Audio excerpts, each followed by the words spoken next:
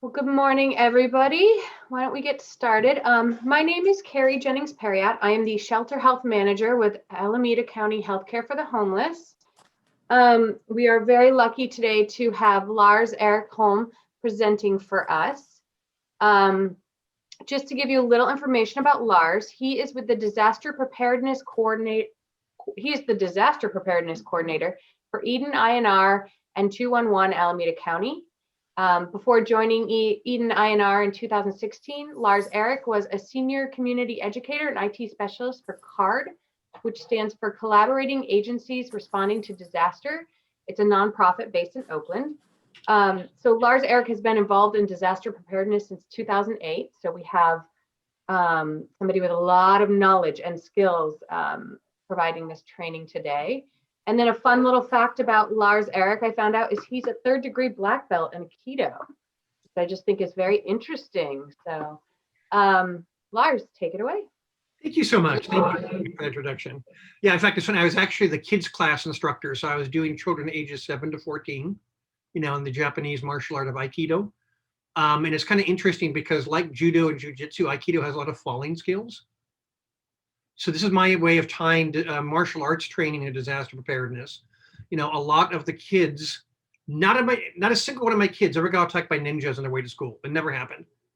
But a lot of the kids would actually say that they'd fallen off their bicycle or slipped off their skateboard or got checked in field hockey and fell on the ground and didn't get hurt.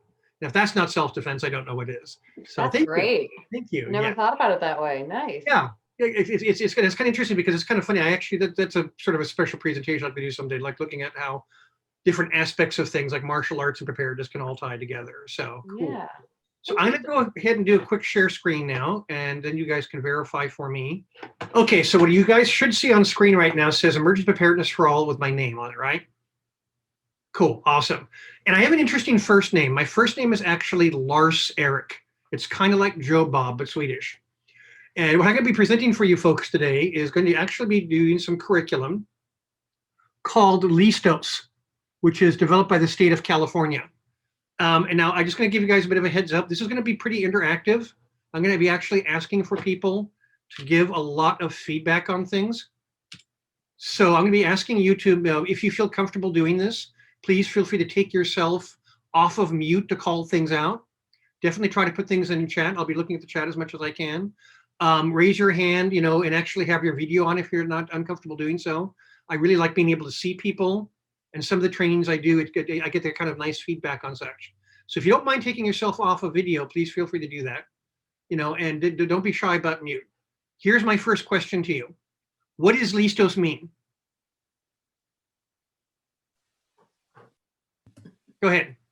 Ready. Ready. In what language? Spanish. Exactly. Good. Thank you. Good. So we're getting kind of warmed up here. That's how it goes. And it's interesting because there was a pre-existing program called Listos, which was Spanish disaster training for Spanish-speaking populations. And then when they started this program, Governor Newsom started this program about a year ago. It's basically all about making sure that the preparedness is not just for the Spanish-speaking community, but gets expanded to a wide range of communities. We're trying to be really, really inclusive on this.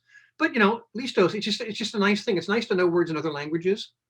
Jag kan prata lite svenska. I speak a little bit of Swedish because my mom was originally from Stockholm. I just like the fact that it kind of changes your thinking. So this is basically a state program. I do other kinds of trainings on other kinds of preparedness as well. In fact, I'm going to draw some of that into the Listos because it dovetails really well. But that's kind of what I'm going to be talking to you folks about. And that's why I get to wear the cool mask. By the way, quick side note, another reason why it's good for you guys I can see you or I'll be trying to watch on the chat. Sometimes I start to get excited. And then I start to talk really, really fast. And then some people kind of start to get a little dizzy because I'm talking too fast. I am not offended. Please, if I start to talk too quickly, tell me to slow the heck down.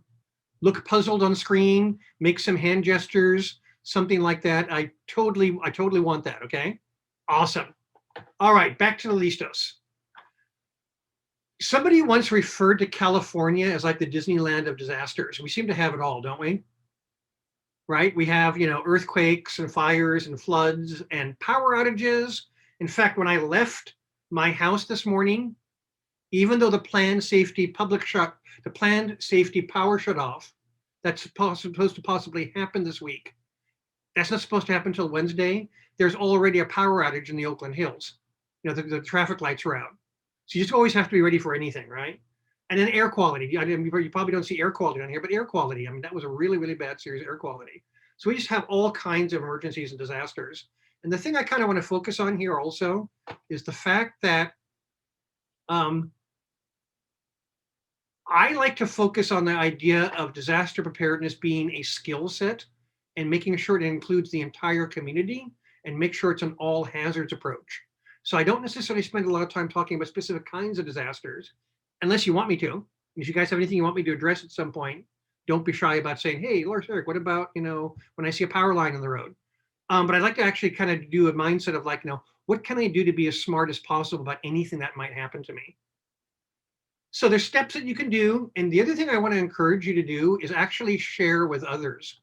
Those of you that can see me on video, you'll probably see over your shoulder a big poster on the wall behind me that says, Prepare You. Kind of a short joke. It's kind of a play on Preparedness University. And it's a series of trainings that we did. And the thing on the last training that we did with the students was basically say, go forth and conquer. Take this knowledge that you have gained and share it. And I think you'll find this is going to be accessible enough that you can share this with your family and your friends and your neighbors and people you see at the store, and things like that.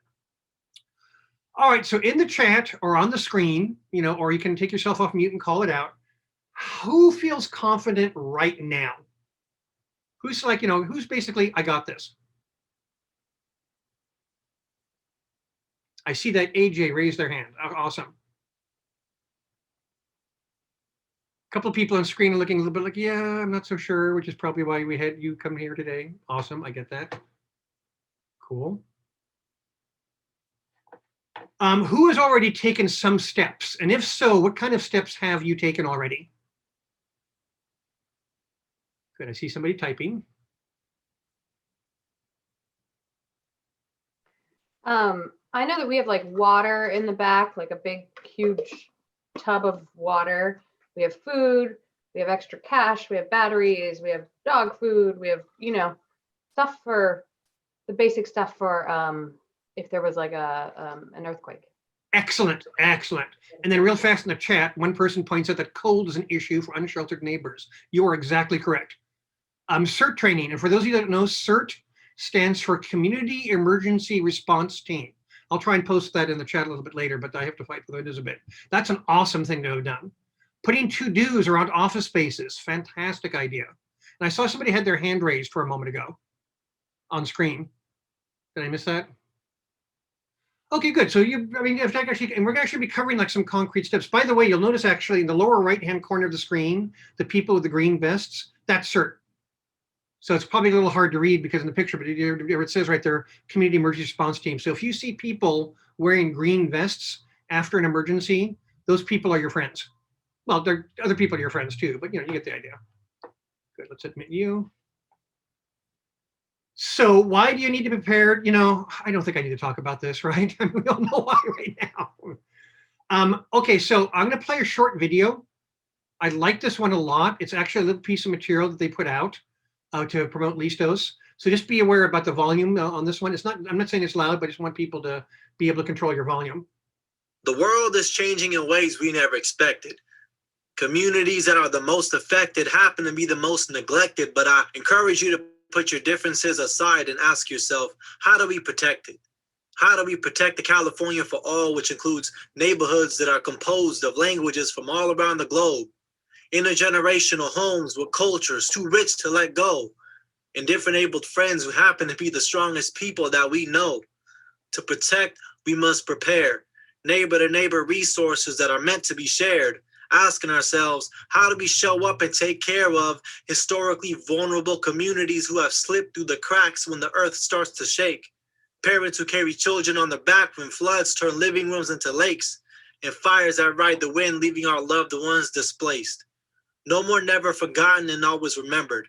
No more asking ourselves what we could have done better. No more standing by and just letting things be, because at least those California begins with you and me.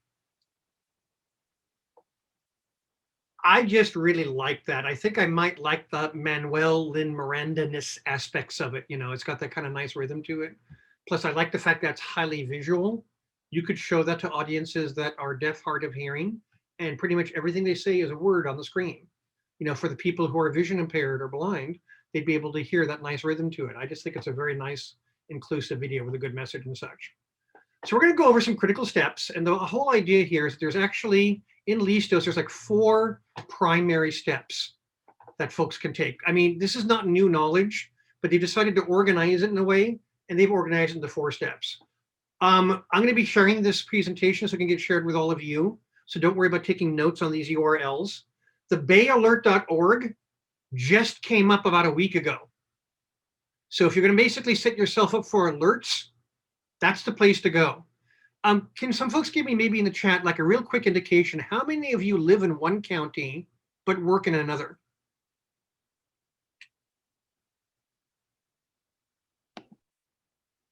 Yep, I see at least one yes. You know, or go ahead and raise your hand in the thing too if you have if you live in one county and work in another.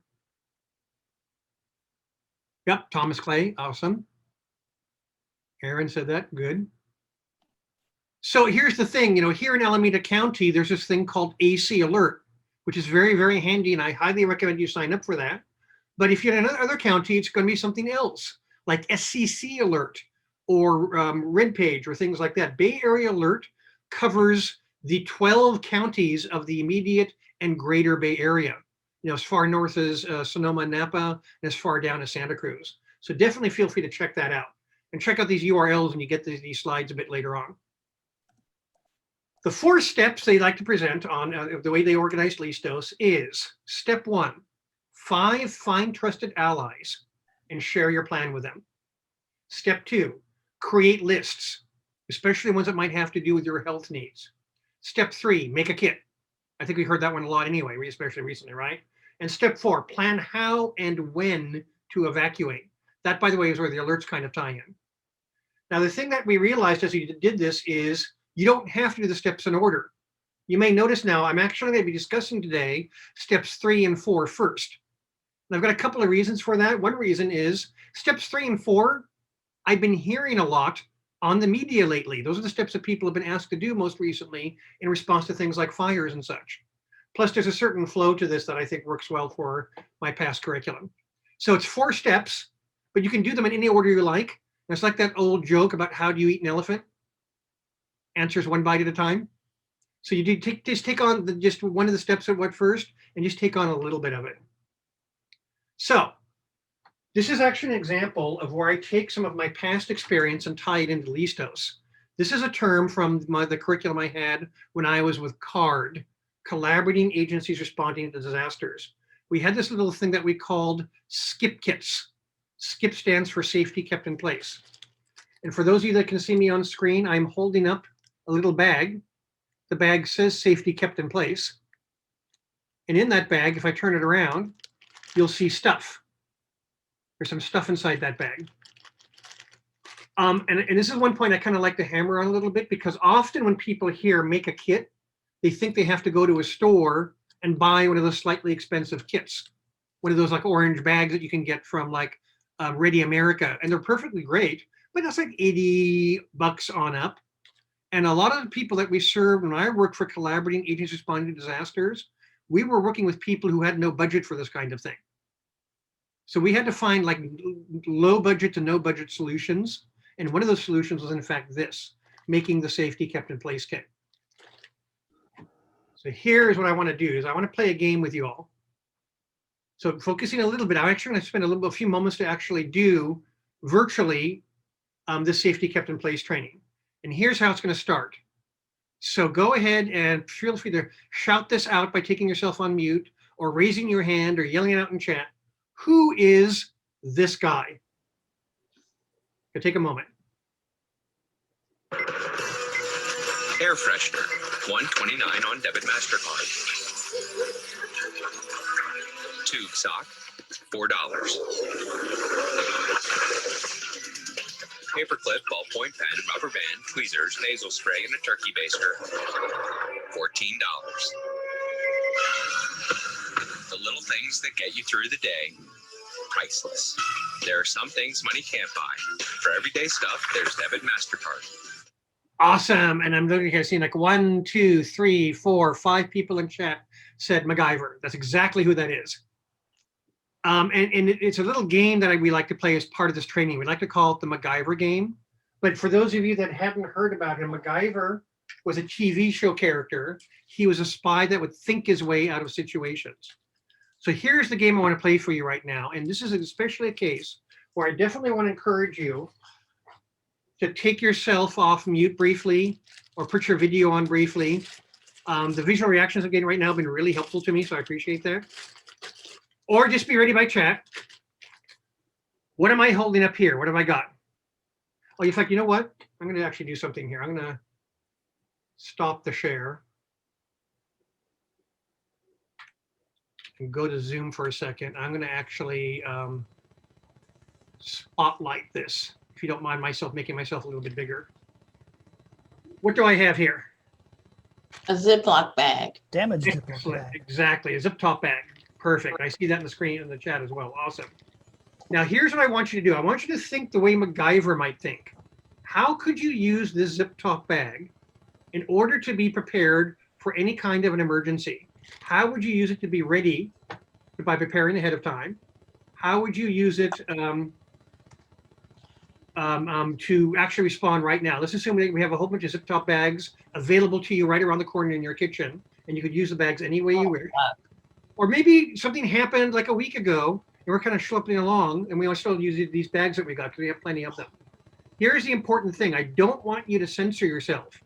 If the answers that you think of seem a little bit silly, go ahead and shout it out. That's okay. It's not a big deal. And I've had people say, Oh my God. Embarrassing. Waterproof storage. Totally okay. Good. Okay, good. Somebody said waterproof storage. I want to show you guys one starter idea, but you guys got it already. I like this. This is really great in the dark. You see what I've got here? I'm being careful not to flash it in your eyes. Oh, fuck. I mean, Notice what this does. See that? A lot more visible, right? So that's a kind of MacGyver-like idea. How will you use a zip top bag for your flashlight? Now, you guys are already into this. Somebody said water storage. Awesome. What else? Store meds. Excellent. Ice pack. Excellent. Ice pack or water. Marvelous. Any other thoughts? stuffing a leak. Stuffing a leak. I like it. Excellent. You notice the bag's kind of coming apart? MacGyver likes to take things apart. Mm-hmm. Boot covers. Marvelous. Makes an excellent glove, right? Gloves. Mm-hmm. Yeah, boot covers. You could totally put this on over your feet. Any other thoughts? Ice pack. Ice pack. Excellent. By the way, a bag of water. What's a bag of water good for? What can you do with a bag of water? Drink it. Drink it and? Clean a sore. Clean your. Exactly. Use it to clean with. Water's for cleaning things. Good. What else? Somebody's saying temperature control. I'm really hot. It's a cool bag of water. Marvelous. Somebody's indicating like maybe a face shield of some kind. In fact, I had one person tore the bag apart and noted you could protect your eyes with a panel of it. Oh, that's right. I didn't think of that. Tourniquet. Very good. See, I had that come up at a training I did Tourniquet. fairly recently. You could actually, because this whole part right here makes a nice tight rope. Any campers, by the way? Raise your hand real fast if you've ever gone camping. Oh, no, I never did that. Good. I see several. Good. See several people raise their hands. Good. See several people that you're good. Good. So a camper taught me this one. This part right here, which makes a good, great tie like for a tourniquet. He noticed that if you wrap this around your fingers, Stop bleeding. scraping. Oh. It's an excellent scraper. They would do dishes campsite that way, like a sponge. Mm. Make sense? And I could go on and on and on and on. And it's hard. I mean, this kind of training is totally doable via Zoom. But as I was telling some folks earlier, I had the chance of doing this outdoors in a parking lot a couple of days ago. So we're all wearing our masks. We're in a big circle in the parking lot. It was almost relaxed. It was really great because you could all see each other's ideas and just pop things off a bit. Disposable waste container. This could be a tragically tiny transparent toilet. Probably be its last use, right? Put things aside. Things like this.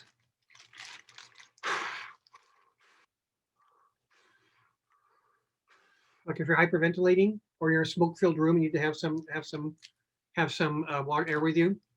So the woman that developed this curriculum based on a style of thinking called divergent thinking, which is something that educators know about. It's basically thinking about things in kind of out of the box or out of the bag ways, if you pardon the pun. Now it's funny because she told a story once where she did this skip kit training twice in the same day. The first group was a group of forensic pathologists who were like, it's a bag. I don't get it. I mean, you put a sandwich in it. It's a sandwich bag. What else could you do with a sandwich bag and put a sandwich in? They were just so constrained by what things were defined as. Later that same day, she was at a homeless shelter doing a training with a group of people who were homeless. How do you think they did? They were brilliant at it. Because having to make do, having to deal with, and that's kind of part of the thing too, is like, what really is an emergency? You guys saw that list earlier about tornadoes and earthquakes and fires and floods. But you know, I mean, there's all kinds of emergencies in life. People that take care of children, can you tell me if you can see this? Snip, snip, leg, leg. For an infant, it's an emergency diaper.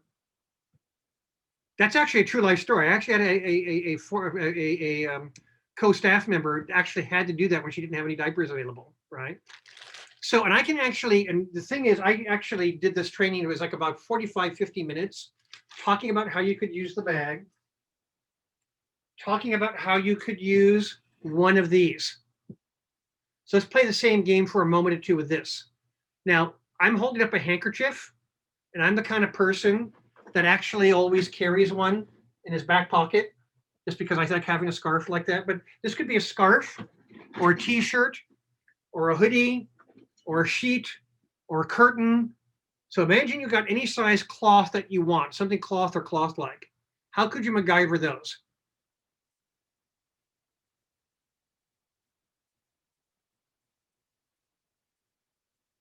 And by the way, I totally don't mind people taking themselves off mute and kick. Water filter, very good. Flag. Emergency sanitary napkin. SOS. Yeah, in fact, my colleague actually used this with the bag to make the diaper. Make it wet and put it around your neck to make it cool.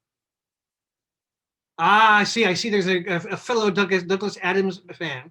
So if you guys see the sentence that there's a fruit who knows where his towel is, that's from Hitchhiker's Guide to the Galaxy. Remember, the ultimate answer is 42. By the way, us Swedes, because my mom is from Sweden, we drink a lot of coffee. So we always like to think coffee filter, because you can't survive a disaster without your coffee, right? Stop your bleeding. In fact, here's your tourniquet idea again, right?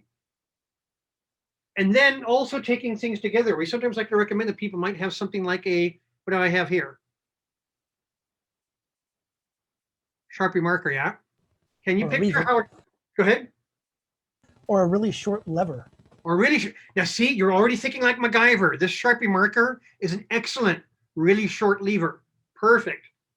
How else could you use the marker? It's a stick basically, right? Any thoughts about that? Yep, sling is good. This is good for the sling. I mean, yes, it is a writing utensil, so you can probably see how a Sharpie marker and a handkerchief would work really well together. Like, what are some of the things you might be able to write on your handkerchief? Tighten the tourniquet. Very good. Because it's a lever. Excellent. So you can actually like tie things up, make it really much tighter by using it for leverage. Help. SOS. What are some of the other things you might want to write in your handkerchief if you did that way? I need. What your needs are. In fact, I'm actually anticipating something that comes later in Listos training, which is why I like how the safety kept in place. Emergency contacts. Marvelous. My name is. A map. Make a map. This is where we went to. So if you had this hanging up in a window, like here's where we evacuated to. Marvelous. Yeah, language needs, or if you suddenly became nonverbal or were nonverbal. In fact, the Alameda County Department of Public Health, and I have no idea when we're going to start having events again, but if you ever go to events sometime in the next couple of years and public health is at a table, walk over their table and see if they have one of these. For these of you who can't see, I'm holding up a bright yellow handkerchief, and it's basically a form that's got medical information, contact information. It's basically a contact form. My name is, my phone number. Yeah, isn't that great to have? And I showed this to a 10-year-old boy at a street fair, and he pulled out his white handkerchief and he borrowed my Sharpie marker, and right there on the spot, he made one for his grandma. It had names, it had phone numbers, it had English, Spanish phrases. Ever gotten a Sharpie marker on yourself? Isn't that precious? I know, it's just a fantastic thing. It really warmed my heart. So I like to file stories like that away. By the way, I can actually tell, this is another reason why Ron and I like having the video on, because I'm seeing some facial reactions that are just warming my heart right now. So thank you for that. So that's, and I've been finding it's been hard to adapt this into a Zoom format. This is really fun to do in a room. I did this once in a large, for a keynote, I did this game in a room with like 300 people. And it was great because we had a cacophony and people shouting stuff out. And it was just really, really, really, really fun energy. So yeah, I don't know where to get those, unfortunately. The handkerchiefs, they used to distribute these quite a lot. I've only seen them at the public health tables. Next time I have a chance to chat with some public health people, I'll try to find out where they have these and such. But I just like having that as a proof of concept, because you could do just like that boy did, just a standard plain handkerchief and a Sharpie marker and make one for yourself. And some of the people that you serve or you're with, I mean, this would be like such an easy thing to do to get some things kind of written down. So it's a different question, but it's a good one, because I think towel date, a lot of us in disaster preparedness really do like Hitchhiker's Guide to the Galaxy, because that kind of thinking on things. All right, let me go ahead and carry on though. And I can always do more of this at a later time. Let's go ahead and play. And I'm going to have to rearrange my windows again, because that's how these kinds of things work. Oop, that's not what I meant to do. I want to bring my chat back so I can see, because I love seeing what you guys have to say. So what you see here basically is a list of the kinds of kits that you could possibly have. So this thing that I showed you, the safety kept in place, is a quart-sized zip top bag. You can imagine the kind of places you could put this, right? Where are some of the places you could put this? Go ahead and indicate in chat or call it out. Good. Where in your car? Trunk, glove compartment. Awesome. You notice how I like to drill down on these? I like to get really specific with the answers. Trunk, glove compartment. That's really kind of important for this kind of disaster thinking. It's not just like, oh, well, I could do something. Well, what kind of somethings can you do? It's really good to be under the seat. Excellent. Underneath the seat, trunk, glove compartment. It's really kind of important to drill down a little bit in these kinds of things. And this is a great example of the keep it with you or grab and go kit. Your home kit could be something a bit larger. As a matter of fact, we happen to have the luxury of a backyard in our house, and we basically took a couple of bins, and that's where we keep our camping equipment. Not in the house, underneath the house in the basement or the underside, but actually in the backyard in a couple of watertight bins. Sides of car doors, excellent. Yeah, people who use purses. And it's funny. When I go home, I'm holding up this kind of a bag. It's like one of those bags you would get from a store. My wallet and my keys and my phone charger and all that stuff goes into this bag. Back in the 70s, they used to call it a man bag. It's a purse, come on, whatever. Or, I took sailing lessons a long time ago, and they called it a ditty bag, D-I-T-T-Y, because sailors always had to be ready to get on the ship, at a moment's notice. You had to have your essentials with you. So I just do that because it's just automatically. And the real reason I do that is because honestly, I'm not a morning person. So me having to think too much in the morning doesn't work well for me. I know, I grab my bag, I go, I'm good. But hey, it's good for disasters as well. So that's a nice example of how disaster skills can be these nice, relaxing, making your life better skills. So I'm not going to dwell too much on the lists, because while the Listos program and lots of other programs will give you lists, and I think lists are great because it's a great way to get ideas. Sturdy shoes for walking. In my car is a pair of shoes that got kind of crummy looking. So I popped it in the back of my car. In fact, the stuff that's in my car is all predicated in the fact that disaster fashion is a different kind of fashion. It's not my best shirt. It's not my best pants. It's not my best shoes. It's in the back of my car. So there's extra t-shirts. This can be really important, especially for people that might not have a lot of documentation available. So you might want to be able to try to help folks think a bit about their documentation a little bit and how they can have it available. In this era of technology, having stuff on your cell phone by snapping pictures or scans of it can be a real handy way to go. But just basically thinking of what could you do to prove insurance and other things. People who had to evacuate fires often have to be able to do something to kind of demonstrate that they're actually from that area. Food and water. I can make this actually kind of short. They put a thing on there called spam. Okay, spam's okay. It's not really my favorite, I guess. I'm more like an almonds kind of person. Make sure it's food you actually want to eat.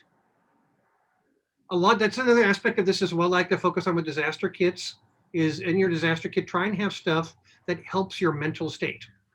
So sometimes people will have on a piece of paper in their kit, they'll have like a prayer or a meditation or an affirmation, something that'll actually help their mental state. Food can also help your mental state. In fact, I've noticed that small children in their skip kits often want to have some kind of comfort food, like goldfish or Cheerios. For them, that's really important, having something like that in their kit, almost over anything else, or a photograph of a pet.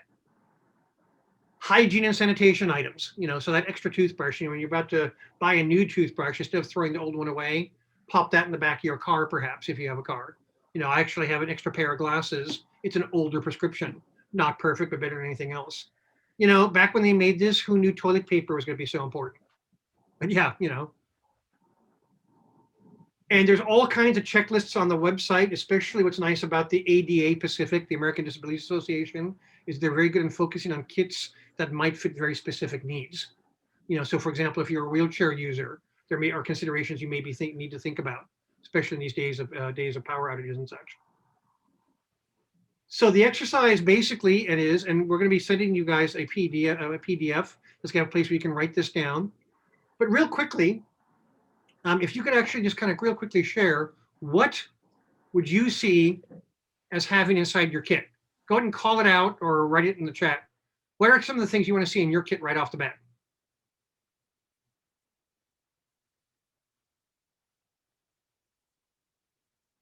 Water, good. Medications, omidrutrines for seniors, that's a very big one. Peroxide, excellent. Protein bars, yep, because those stay a while. They taste pretty good nowadays. Gloves, zip ties, packing tape, and a shovel, marvelous. Paper and pens, excellent. Coffee, yeah, yep. The sweet and me, we're gonna have some coffee. Matches or a lighter, good. And notice here that even though I've been getting dog food, so don't forget your pets, right?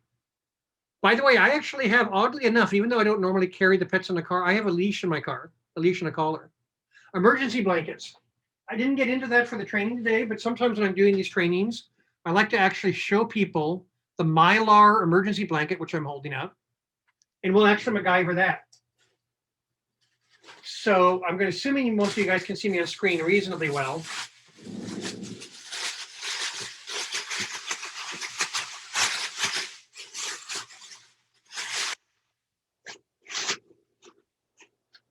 So when you unroll the blanket, it looks something like this. And when you put it on,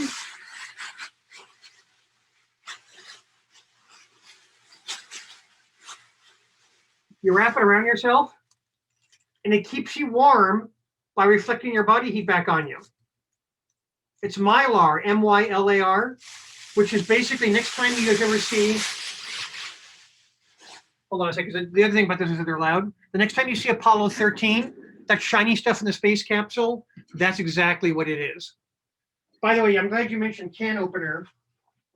In my own bag, because I'm an ex-IT computer guy, every IT gal and every IT guy in the world usually carries, and I'm holding up for those of you who can't see, it's called a Leatherman, which is one of those multi-tools.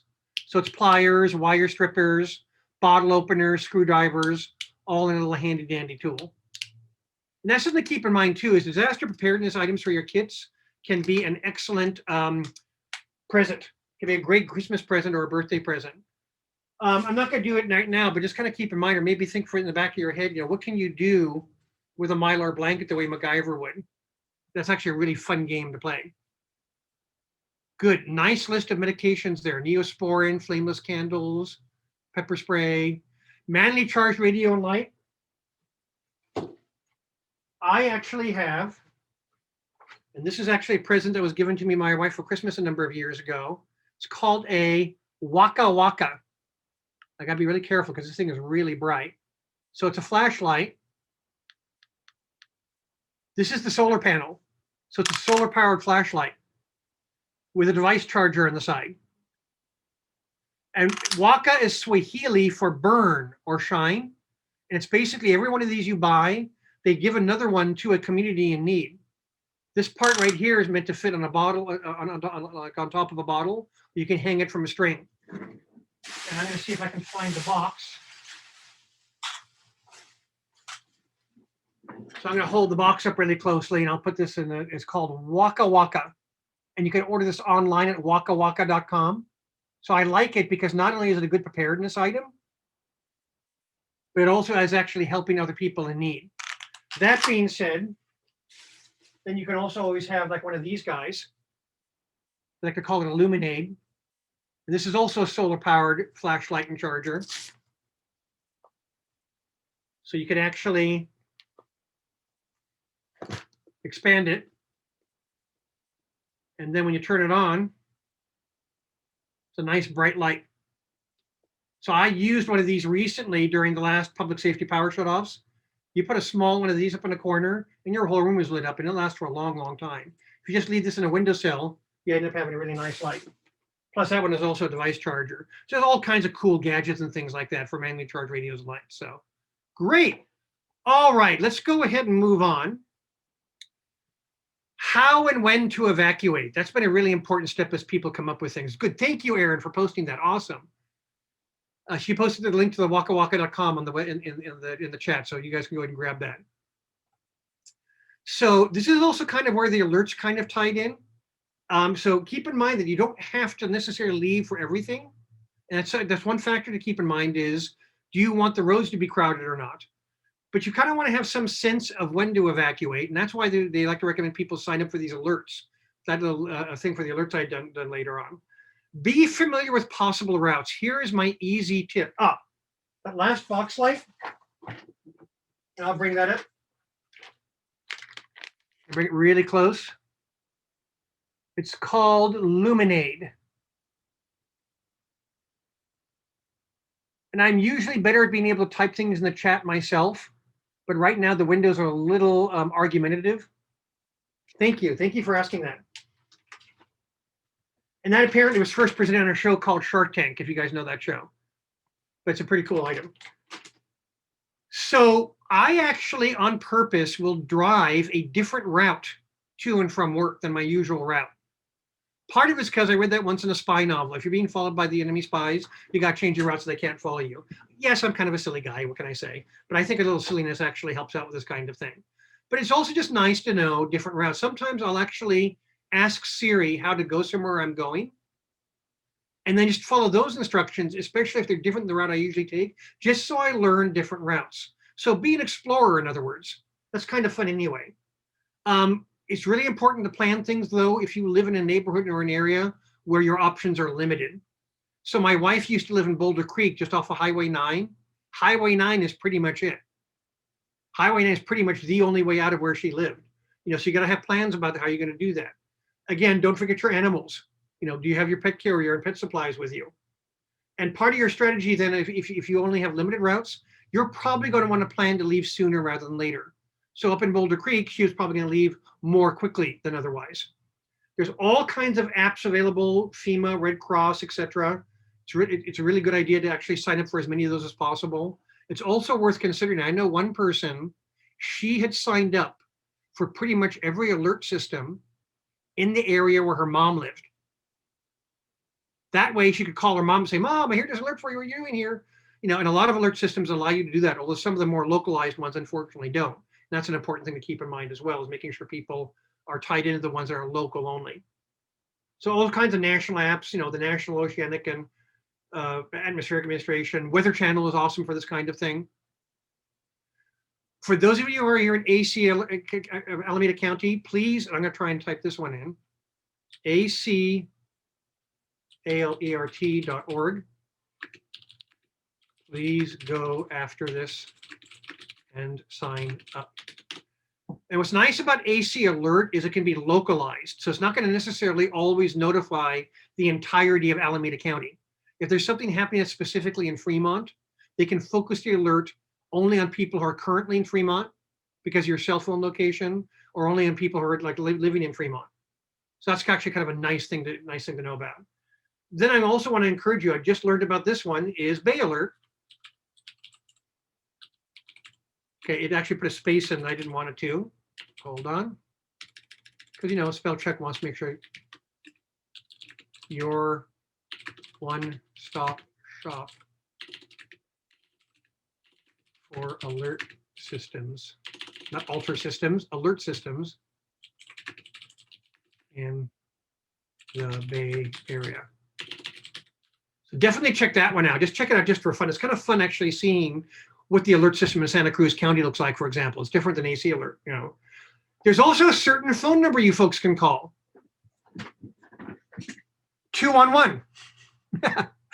In fact, I have been since March. I personally have been in the Emergency Operations Center in Dublin for all of Alameda County. And the reason I'm there is because it makes it very easy for me to find out what's going to be happening slightly ahead of time, or at least the same time as the news outlets. So we know what's going on. We keep track on what's going on. So if you want to know where to go, where the evacuation points are, public safety power shut off, am I in an affected area? How do I find out? We're on top of all that kind of thing, because that's what we do. You can also text 898-211. If you text 898-211, you can actually ask questions and get messages. Obviously, like this week, it's a good idea to check out PG&E because it's, power outages are going on. 89821, exactly. In fact, we sometimes will actually post a campaign. Like last year, we said text windstorm to 898-211, and then you immediately got some automatic tips on how to store medications without power. If people have transportation needs, maybe you don't have a car, maybe you don't have a license, maybe you can't drive. I had a colleague who was we're gonna make sure you guys get this PowerPoint absolutely afterward, and there's also gonna be a workbook that goes with this. I actually had a colleague who worked here who was a wheelchair user. He drove, he had a car, but it took him a little bit longer to get into his car and on the road. So you want to actually just spend a few moments thinking about that and actually having that as part of your plan on how you're gonna get out of Dodge. Some people like seniors, it's highly recommended they make a relationship with their local independent living center. And you should try and do this sooner rather than later. For one thing, they might actually qualify for certain kinds of programs. I know, for example, a colleague of mine who is with an independent had been delivering batteries in 2 different counties to people who qualified for battery backup programs. And we're going to get into the trusted allies part of it, but make sure people know about this as well. I actually don't worry much about my wife and daughter, who normally, these are not normal times, but they normally work in the city on the other side of the bay. But they both work in different places, San Francisco and South San Francisco, and they have established a couple of locations for them to meet up, where to evacuate to and where to meet up if they had to, where they could go to one of the other's work in a place where both works weren't available. So that's nice, because then I can actually do my job over here on this side of the bay, not having to worry too much about them, because I know they're independent and strong and can take care of themselves. Now, by practicing the plan, yes, you can do an actual drill. Great shakeout that we do most years. We usually practice an evacuation to the parking lot. This year we didn't, because pretty much nobody's in the office. Pretty much all of our phone research specialists are working remotely right now. But make sure everybody knows what the plan is. Signage, the big green circle that tells you where the evacuation point is a great way to go. So, part of the exercise when you guys get the workbook, or as you guys look over this, but you'll have the workbook, you can fill this in, is actually check off signing up for alerts and warnings. Think about how you're going to drive and who can help you. Where can you go outside your neighborhood? Can you go to a different city? Do you have relatives nearby or not? I don't, but I have some colleagues I know where they live, where I can actually show up on their doorstep and say, please, pretty please, kind of thing. And the workbook's gonna look something like this when you guys finally get it. You can actually have little places like this where you can actually write stuff down, and then you can hold up your device, and take pictures of it to scan it, and email that and have that in the cloud, as well as having paper copies of it. So I'm going to pause for a second. Are there any questions about anything so far? We talked about how to make kits. We talked about how to make a plan to evacuate. And I covered those points first. even though in the classic listos, they're actually later points because they're the ones that seem to be coming up more often. Yeah, remote work is a great contingency plan. Who knew that we're going to be doing as much remote work as we've been doing, right? In fact, I know some people, they're probably not ever going to go back. I know some agencies have been like that. And that was actually part of it. It was kind of interesting here, 211 is our phone system and our database system has always been cloud-based. Well, actually, I shouldn't say always, but has been cloud-based for a long time, which also allows us as Alameda County 211 to be able to help other 211s nationally. So we actually helped Butte County 211 during the Camp Fire. We helped Texas 211 during Hurricane Harvey. So people were calling 211 as far away as Texas and actually talking to people in Alameda County and getting help that way because you can do that with technology. So, all right, I'm gonna go ahead and carry on because we're making good time here. Lists. Lists are awesome. Lists are a good thing. You know, the safety kept in place paper that I was showing you guys inside that safety kept in place bag. Pretty much the bulk of it on the inside, there's tips on the on various places, but the bulk of it on the inside is a place where you can make some big lists. In fact, I highly recommend that you check out a book called The Checklist Manifesto by Dr. Atul Gawande. You can also look him up. He has videos online. He gave a TED Talk, among other things, about it. Corpus Christi, awesome. Remote work, excellent. But he basically was, he's a doctor, he's a surgeon, and he found that adopting lists in the manner that is used by aviation and truck mechanics and other disciplines had a enormously good effect on the operating theater. They reduced mistakes like, you know, forgetting sponges and forgetting scalpels by like a whopping 30%. So, I mean, it wasn't just successful, it was kind of insanely successful. So I highly recommend checking that book out. But basically, you know, lists should include, it's kind of like the handkerchief I showed you guys. And this is a case where having some templates can be a handy thing. You know, make sure you have things like medications that you have to have, what their dosages are. You know, what kind of equipment do you need to be independent? You know, if you're a wheelchair user, what kind of power requirements does your wheelchair have? You know, if you need a CPAP machine, how many charges can you get on that? Boy, you are so on top of it. You found that TED Talk link right off the bat. Thank you. I'm going to probably mispronounce your name, actually. Yadiel? You're welcome. Say again? Yadiel, and you're welcome. Yadiel, thank you. Thank you so much.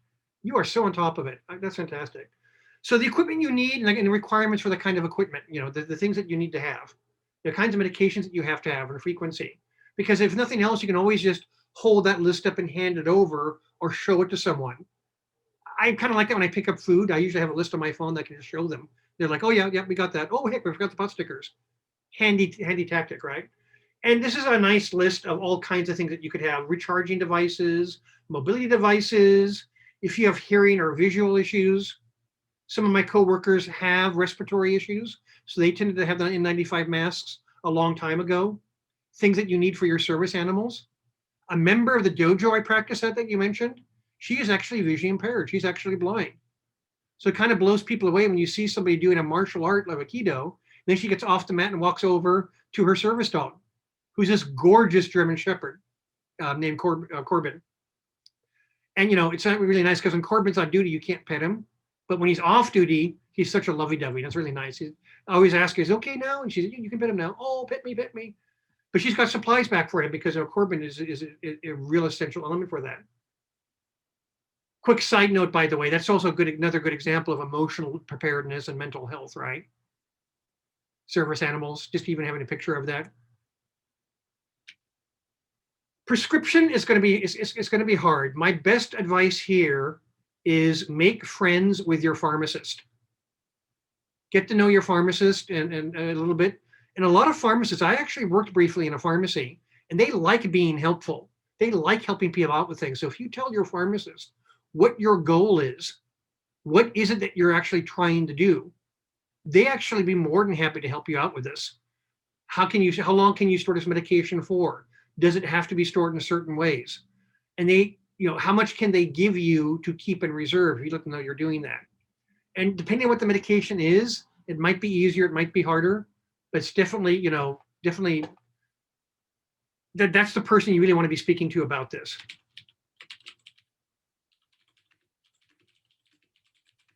Exactly. They can find you all kinds of the best options and best substitutes, you know, for things. First days of COVID. You'll also notice on the slide I have here, and I typed this in the chat as well, there's this website called RX. That's the abbreviation for prescription, RX. rxopen.org. And that tends to include open and closed pharmacies. And I just shared in the chat, in fact, the first days of COVID, when things were all shut down and people were like, oh my gosh, where do I go? That was actually very active during the first days of COVID when people were trying to find their medications. It also often has locations of Red Cross shelters and infusion centers and other kinds of centers as well. Going digital is often a great way to go because a lot of us are carrying things like this around. So now the funny part about this is that in my little,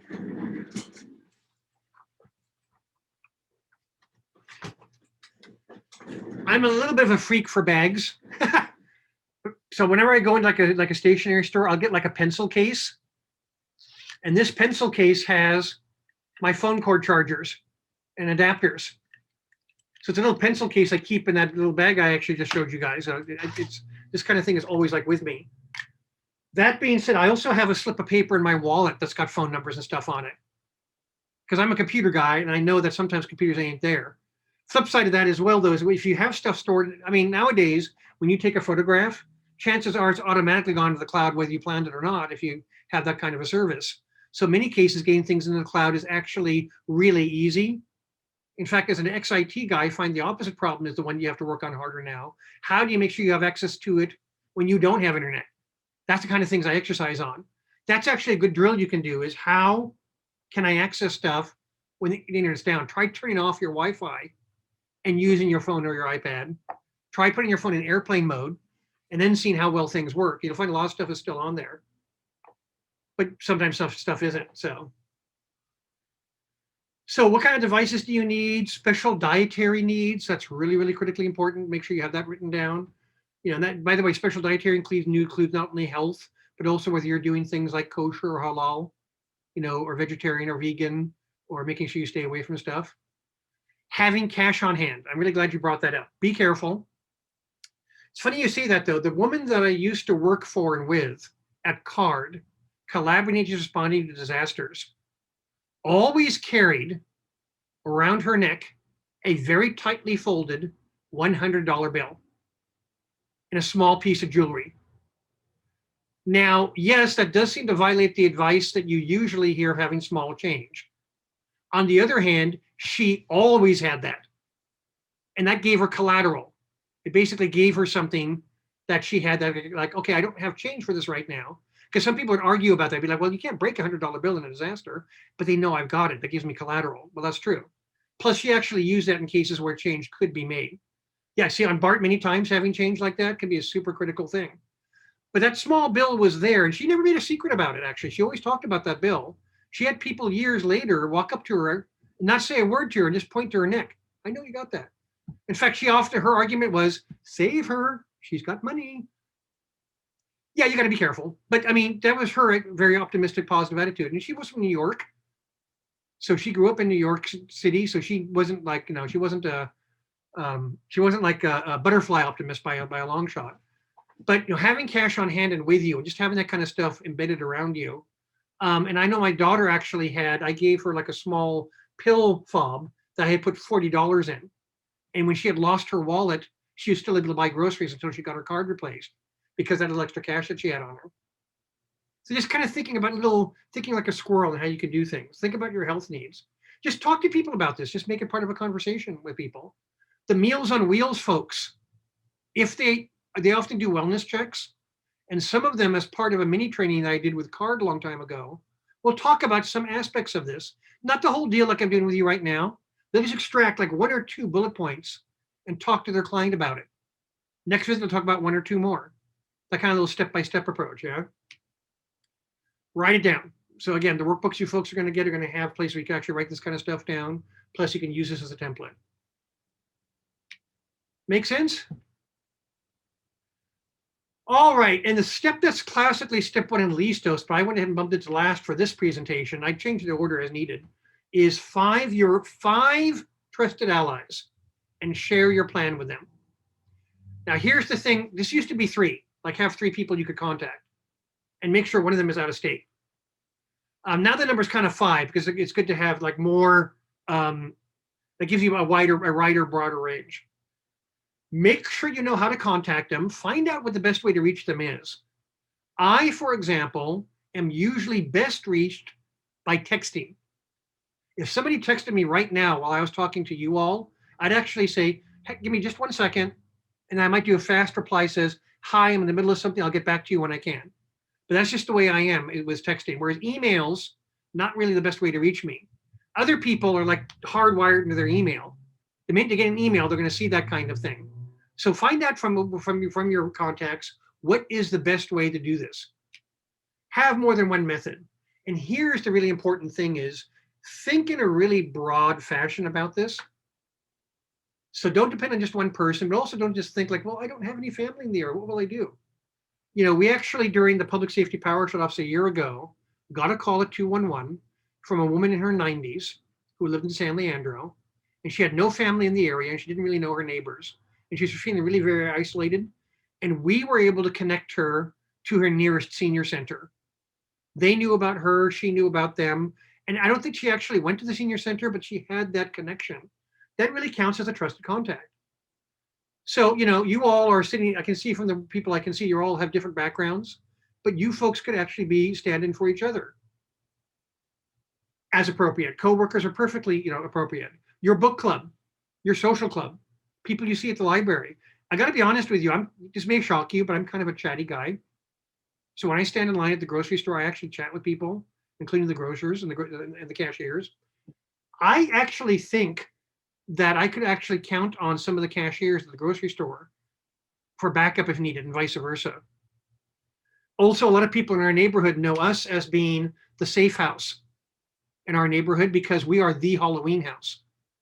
We are the house that has the decorations that people come to. We've had kids that have come to our house for years because of that.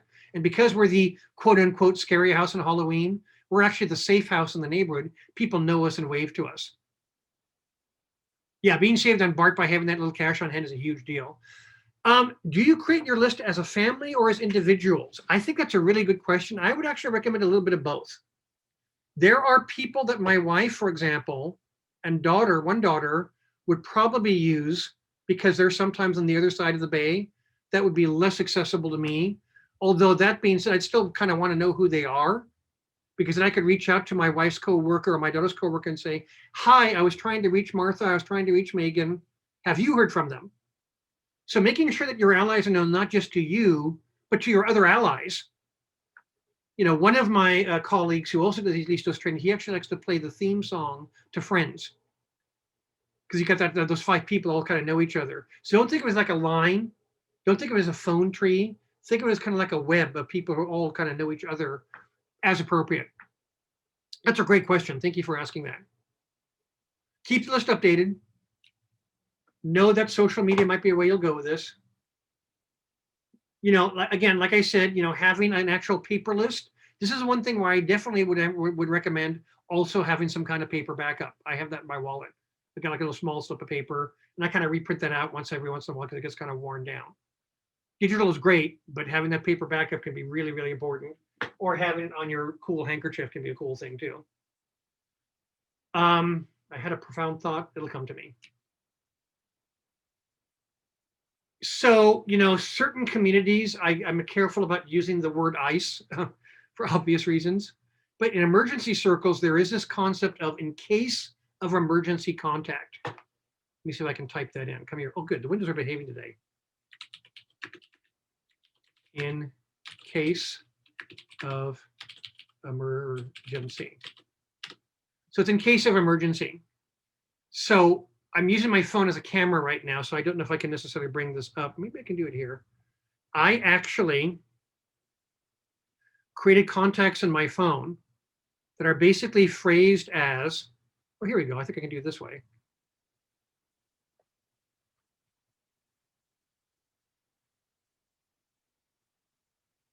Bingo. So I'm going to hold this up to the camera, but don't worry about it. I'm going to describe it as well.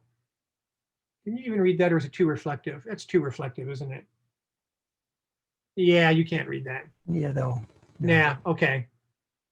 Darn those reflections. Okay, so I'll just describe it. What it basically said, oh, well, it's also not lit anymore. Maybe that'll be better. Oh, there we go. That's better, right? So it says Much better. ICE daughter Megan, ICE daughter Monica, ICE wife Martha. So what's nice about that is anybody else using my phone for this will know who they're talking to. They'll know they're talking to my daughter or my wife, for example, that kind of thing. And you can set this up using certain apps so that even if your phone is locked, these kinds of things can be brought up. How that works really depends on your phone, but a lot of people realize this kind of thing is important to be able to get through on your phone to see things. And professional responders know to look for this kind of thing.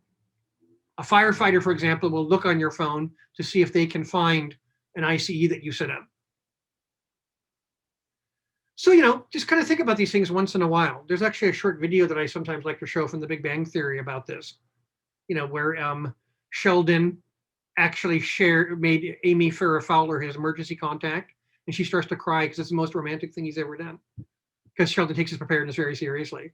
So just kind of think about how often you see somebody, and it's a really, really good idea to have an out of state or out of area contact. Does anybody want to share why that is? Why is it good to have an out of state or out of area contact?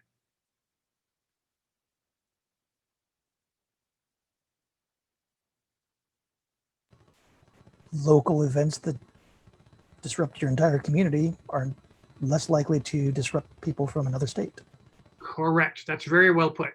That's very well put. And a couple of folks in chat noted that if the phones are down locally, it's a weird thing, but often a phone system can be really torn up locally where it can be really hard to get through, and yet you can get to somebody out of state. It's just one of these odd things about. And by the way, that actually ties back to do you create your list of allies as family or individuals? If your list of allies all know each other and one of them is out of state, then your other allies know to contact that out of state person to find out where you're at. I remember the dojo I practiced at also was once in Japan a number of years ago. And he was showing us photographs of everything that was all nice and pretty and everything. And then there was a earthquake followed by a tsunami, followed by a reactor meltdown. And we were all beside ourselves with worry. And then he posted on Facebook, "I'm okay." And this was well before Facebook and others started having those "I'm okay" features, because they realized a lot of people are automatically doing that. So what are ways you can contact them? Believe it or not, social media can be very strong. And text, don't talk is often one of the things that you'll get. That's one of FEMA's pieces of advice, for example, is text, don't talk. Because texting requires way less bandwidth and we'll keep trying, whereas the call may just drop out. So again, just write this stuff down. Just write this stuff down. Yeah, escalation, because local to regional to wider than that, that's exactly correct. You're exactly correct about that, Ken. So again, don't try to write this down. We're definitely going to send you this so you'll have the slide, but there's a whole series of resources. You could spend, days exploring these websites if you want to, but these are kind of here. If you're working and helping people who are access and functional needs, and access and functional needs includes vision, hearing, cognitive. It also in California includes being pregnant, mobility impaired. Pacific ADA Center is a fantastic place to go to get focused on things that can help you with that. And then FEMA, Health and Services Agency, and the public health departments all have lots of good resources as well. These are the folks that put Listos together here in Alameda County and actually kind of help create this 4-steps approach. Because like I said, there's really nothing terribly new in any of this information, but the way it's being packaged and presented as being 4 simple steps, that's the approach you're taking for this program. I actually recommend, if you guys are on social media at all, check these out. Facebook is Listos California. YouTube, you can do a search on. They have some cool videos out right now. Twitter, they've been posting tweets pretty frequently, and many of these tweets have been, not surprisingly, COVID related. They've even been making sure the resources actually are good for people who have access and functional needs. So they have like a large font version and a version that's good for people who have cognitive disabilities. And that's really pretty much the listos. I mean, I can talk about lots of other things as well, but does anybody have any questions? Not just about anything I covered, but anything at all disaster related, or otherwise for that matter, but you know. Hi, hey there. Oh. Does anybody have any specific concerns or stories they want to share? Oh. Does anybody want to bark? Woof, woof.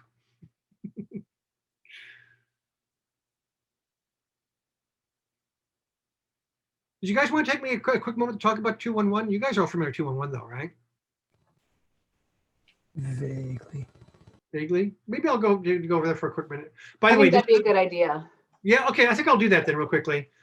You guys will get this. You guys will probably see this on some bus stops, the 4 steps. So I'll just use this as a way to sort of wrap it up, kind of reread what we covered. So the steps basically are find 5 trusted allies, 5 people you can share things with. Make lists, list your health needs. Create your emergency kits, create some kind of kits. And I actually have done trainings for senior centers where I was told the seniors walked around and dropped things into a zip top bag and said, guess what, I have a kit.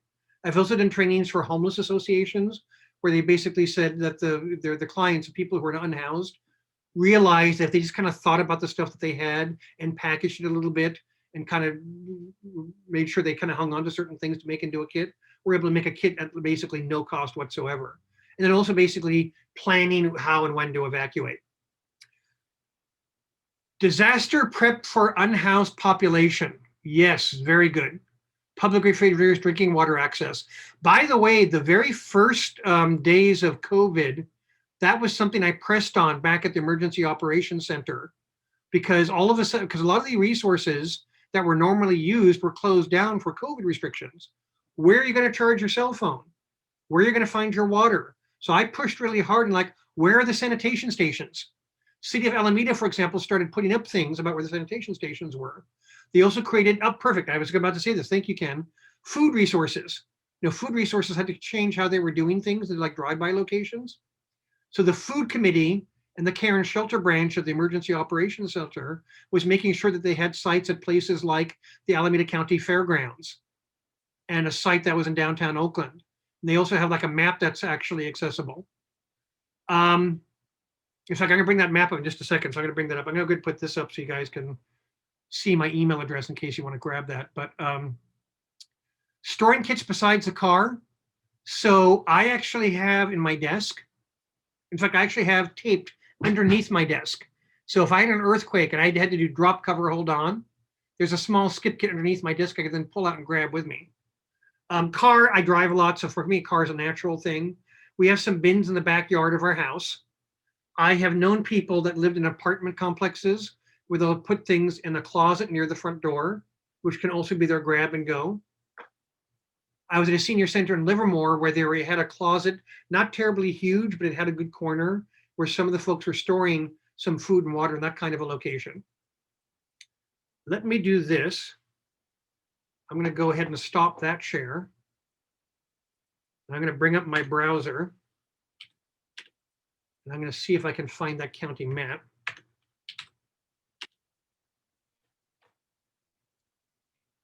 Because that was actually something that, because we pushed for this a lot,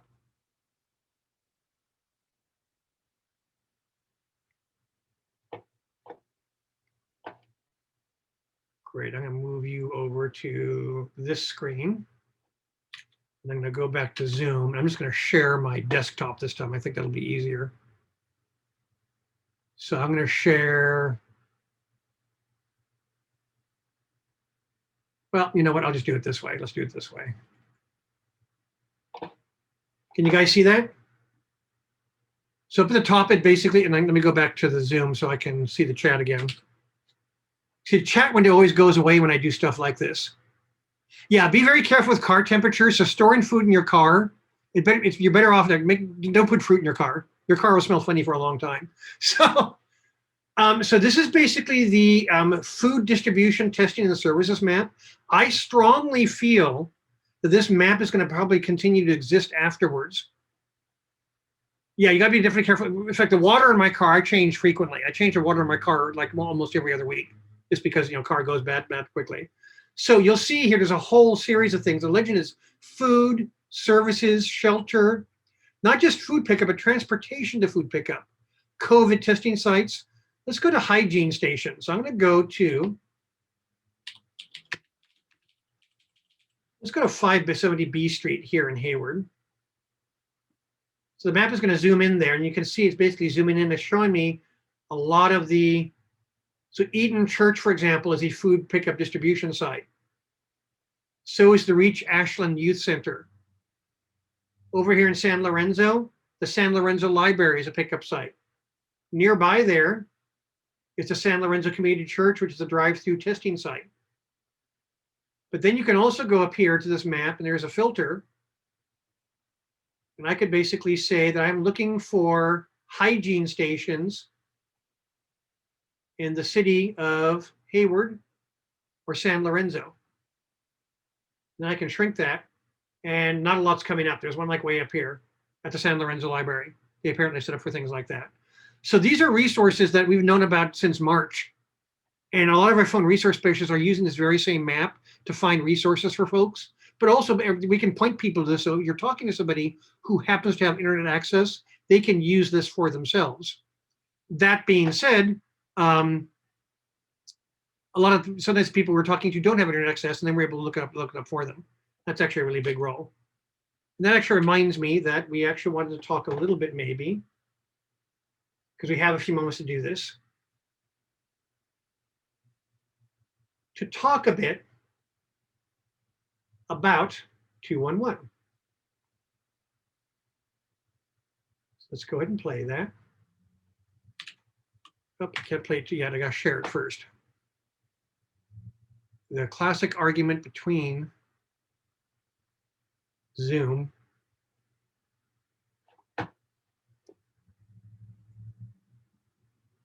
Okay, so about Eden information and referral. So basically our mission is to connect people to resources. Eden information and referral, Eden INR, we actually have been in existence since 1976. We actually predate 211 by quite a bit. So nowadays people think of Eden INR as 211, but there's actually more to us than just that. So the idea is that knowledge is power. Empower people with information, connect them to resources, life is just better. We became the 211 operator. We were approved by that in 2003 and launched officially for Alameda County in 2007. And 211s nationally are access to housing, healthcare, disaster relief, and more. And I really like this one because I think this actually makes it really clear what 211, what things were like before you had a place like 211. Like, I need to find childcare. I'm sorry, we're senior daycare. I'm not quite sure why you called us. I want to kill myself. Oh my gosh, I don't know what to do. Please hold. I want to volunteer. I have no idea why you called us. I mean, it's even for people who remember what a phone book is, it could be hard to find resources because there's so many agencies out there. There's so many nonprofits out there. After 211 came into existence, there was this whole system in place. My child is on drugs. I know how to connect you to drug rehabilitation center. I need to find childcare.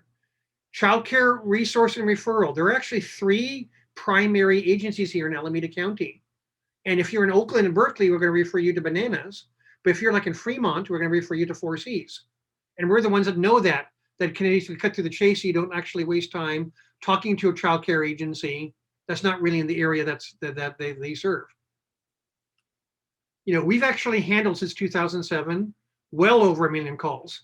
And as you can guess, a lot of those calls lead to more than one referral. So it's 24 hours a day. Go ahead. I just wanted to say something because I have to go here pretty shortly. But sure. For all of us who are in this field, there's a really wonderful app called 1 Degree. Many of you might have heard of it, but I know at West Oakland we collaborate with them. And you guys really should look into it and check it out. 211 is included in there as a resource.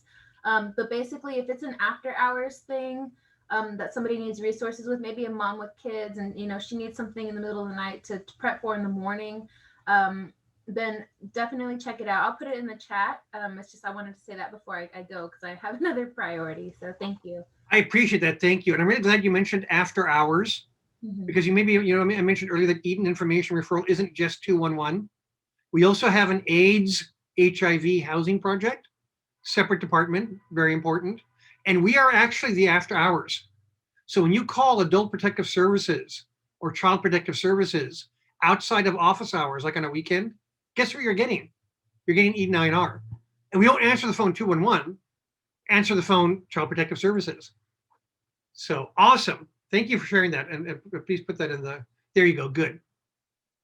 That is good to know about that resource. I actually didn't know about that myself. Thank you very much. So here's the thing that's important too. We're a nonprofit. So 211 is non-governmental. So we actually will have people call us instead of 911 because they trust us. We're not a governmental entity. And we have access to many, many, many, many languages.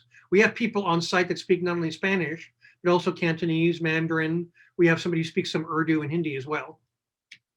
And we're very proactive about things. We just ask you what you want. We ask you what you need.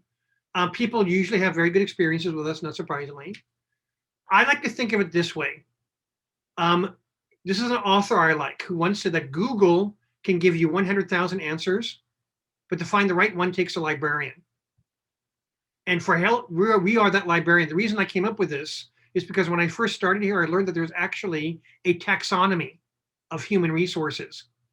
It's like a Dewey Decimal System for human resources. So Davis Street Family Resource Center shows up under food distribution, but they also show up under like a whole range of child-related topics, like childcare and parenting classes. Because some agencies have very broad purposes, and the taxonomy will help you drill down to help you find an agency that will help your needs. Now, we also have this very important role in disasters. And here's the thing, that those of you that didn't know about 211 may not have realized that we have always had a role in disasters as well. So that little seat you see right there and that little computer, that's where I've been sitting since March when I'm not here at the office. I've been at the Emergency Operations Center. It's called the Joint Information Center. And we are basically there, like I said earlier, making sure we have access to information. So as we like to say, you know, for threat life emergencies, you call 911, but for everything else, you call 211. We actually have had cases as well where we've been on the line acting on behalf of a client who's talking to 911, but they're apprehensive about it. And that's my super, super fast intro to 211. So great. So I'm going to go ahead and stop share. I don't think you need to know about me, although I did grow up in Alaska. It is true. We talked about that for a little while today. Yeah, yeah. It Very turns out there's a word you pick for that. So yeah. So this was nice because normally the Listos trainings are like a kind of a slightly tight hour. I got to be a little more loosey-goosey today, a little more casual, which I found really, really relaxing. So I really appreciate that. Yeah. I'm not seeing too much else in the chat, but if people want to, and you guys are kind of quiet, which is fine. I understand you're probably used to not being on mute, but or always being on mute. But you know, feel free to take yourself on mute and shout something out if you want to, or ask questions. Calls going directly to CPS, I'm sure we're all mandatory reporters. Yeah, I don't think I can address that. Is the person talking about after hours calls? It looks like it, yeah. Somebody named Ken who says, I have concerns about calls going directly to CPS. I'm sure we're all mandatory reporters. So Now, if somebody calls you guys on the weekends, do you notify CPS, like whoever's on call, or? So when somebody calls CPS, Yeah. they're not calling 211. They are calling Child Protective Services. We are the after hours responder to that. So what do you guys do? Because I think what they're saying is, as like social workers or people that work in shelters, or, you know, depending on our roles, like you know, we are mandated reporters. If we hear of elder abuse, child abuse, we have to report it within a specific amount of time. So if they call CPS and it goes to you guys, what do you guys do with it? We were basically the CPS answering service, if you will. So basically what we're doing is we're trying to assess the situation. If it's a situation that requires somebody who has to get sent out to rescue somebody, we know who to contact. Got it. You know, so it's basically just making sure that CPS is always accessible. Great. So it still meets the requirement for, like myself, I'm a licensed clinical social worker. That meets the requirement. Yes, yes. Good. yes. So And the flip side of that is when people call 211, we're completely confidential. We'll ask a lot of questions, but the answer to those questions, that's not like going to suddenly show up somewhere. You don't even have to give your real name if you don't want to. We just like having a name or a handle because it's not unusual where people have to call us subsequently for more follow-up. Right. It's really handy to be able to look and see what we already referred you to. Yep. Like if we tried to refer you to 3 shelters and none of those worked out, we're not going to refer you to those shelters again. So. Right. Right. You want to try something different. Okay, good. That's a great app. I got to check that out. The one. You should. And sorry, I was just going to say another thing about 211 is the primary reference that I give when people kind of don't really have. I'm a panel coordinator, so I kind of deal with a lot of resources and referring people out. One thing that my patients say that they really love is that they get to speak with somebody at 211. That really helps as well because they get so frustrated of the runaround, and usually when people come to us, it's kind of at the end of their wits. So thank you for that as well. Yes. We do appreciate that from a provider's perspective. And what's also nice to know is some of our phone resource specialists have actually been on the other side. They've actually been people who've had to use resources themselves before they came working for us. So they know they know it in their bones. They don't just know it intellectually like I do. They know it because they lived it, unlike I fortunately haven't had to yet. But I've also overheard some of the calls confidentially, obviously, and they're incredibly compassionate folks we have on the other line here. So thank you for saying that. I appreciate that. All right. If we don't have any more questions or thoughts, Lars, Eric, I want to say thank you so much for doing this. This was wonderful. I think it gives us a lot to think about personally and professionally, which is really nice. So you can prepare in both realms, which I think is really important and necessary. And I appreciate that it was an interactive training and not just sitting here listening to someone talk. So that was really good. Thank you so much. Yeah. And thank you all for joining in. And if there's any follow-up questions later on, please let us know. We can always get you in contact with Lars Eric. All right. Thank you all. Thank you. Thank you. Bye. That was wonderful.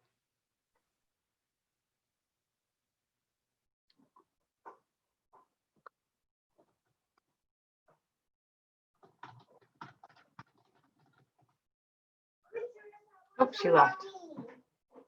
Okay, go ahead and eat. I'm glad he remained quiet through all of that, just at the end. Ooh.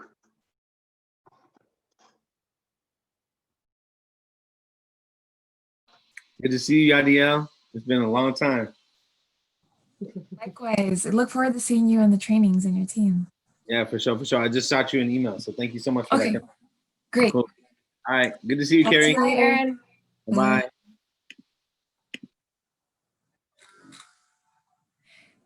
So, Carrie, Yes. I will send you the recording once I have it. Perfect. And then I can